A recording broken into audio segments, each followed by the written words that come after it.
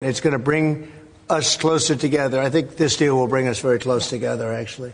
Sort of, it's a partnership in a sense. You're going to come down and steal aluminum or other parts, maybe?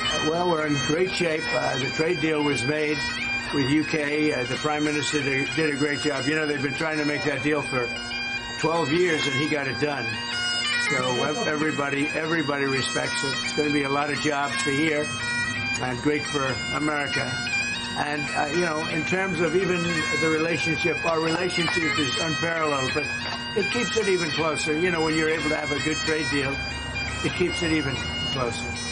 Mr. President, what about Russia and Ukraine? You're talking about ceasefires. What's the latest? I would have said 5 times we would have had a deal. I've spoken to President Putin a lot. I got along with him very well.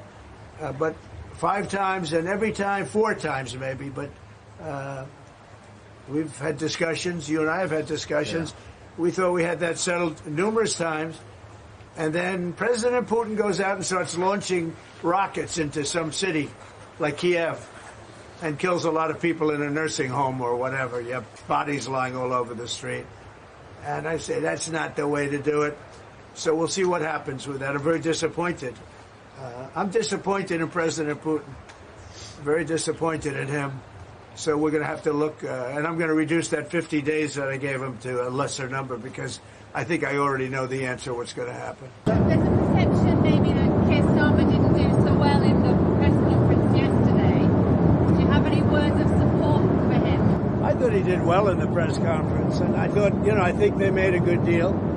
I think we all made a good deal. Why, are you hearing otherwise, I guess? Yeah. You are.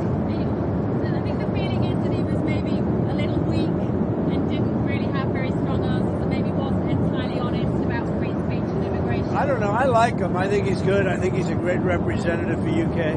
I haven't heard that. In your meeting with John Swinney today, did you offer to drop tariffs on Scotch whiskey? No, we really didn't discuss it much, but I have a lot of respect for him.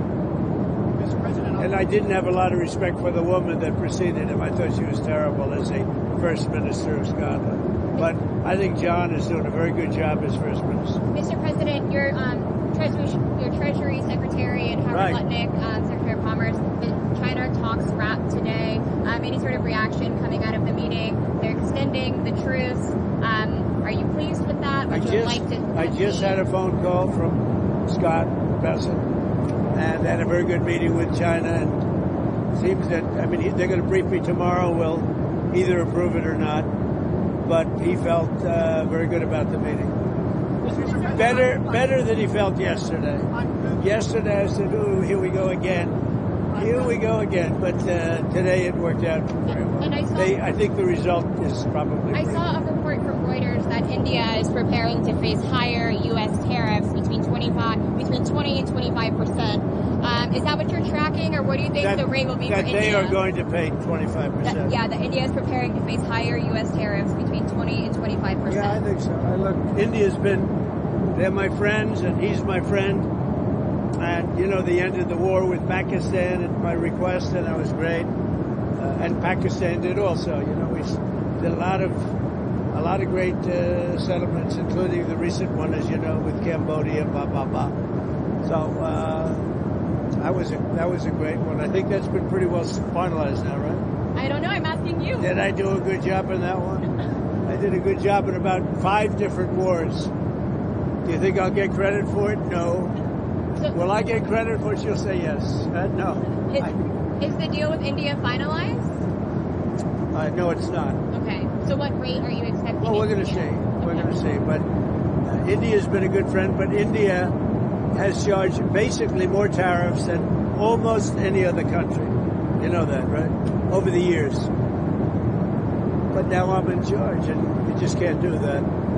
I think the trade deals are working out very well, hopefully for everybody, but for the United States, they're very, very good. Senator Hawley introduced legislation that would ban members of Congress from owning or trading individual stocks. It extends to the president and the vice president. Are you in favor of that legislation? Well, I like it conceptually. I don't know about it, but I like it conceptually. And, you know, Nancy Pelosi became rich by having inside information. She made a fortune with her husband, and I think that's disgraceful. So in that sense, I'd like it, but I'd have to really see I study these things very carefully, and this just happened. So I'll take a look at it. But conceptually, I like it. And what I do think is Nancy Pelosi should be investigated, because she has the highest return of anybody practically in the history of Wall Street, save a few.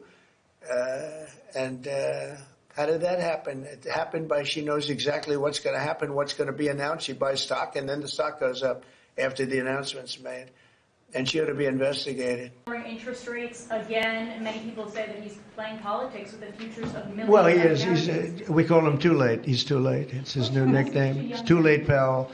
He's terrible, the Federal Reserve Chairman.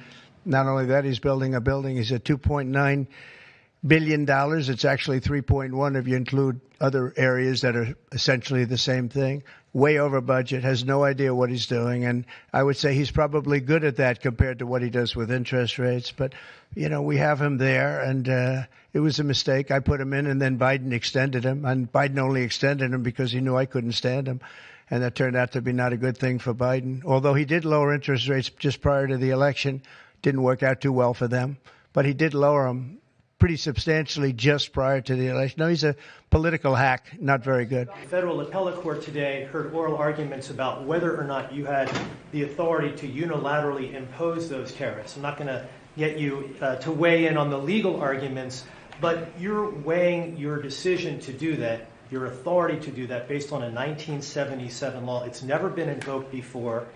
Why didn't you invoke this law? Well, we've been winning all along. I just want to ask you, why didn't you invoke this law in your first term? You could have taken in billions upon billions of dollars in your first term, but you waited until your second term. Yeah, because in my first term, I was fighting lunatics like you who were trying to do things incorrectly and inappropriately to a president that was duly elected. And we did do certain tariffs in the first term. If you look at China, we took in hundreds of billions of dollars from China. But when COVID came, the last thing I was going to do is tell France and Italy and Spain and a couple of other countries that we're going to hit you with tariffs. We had to fight the COVID situation when that came. But if you look at my first term, we took in hundreds of billions of dollars worth of tariffs, but you people didn't cover it very well.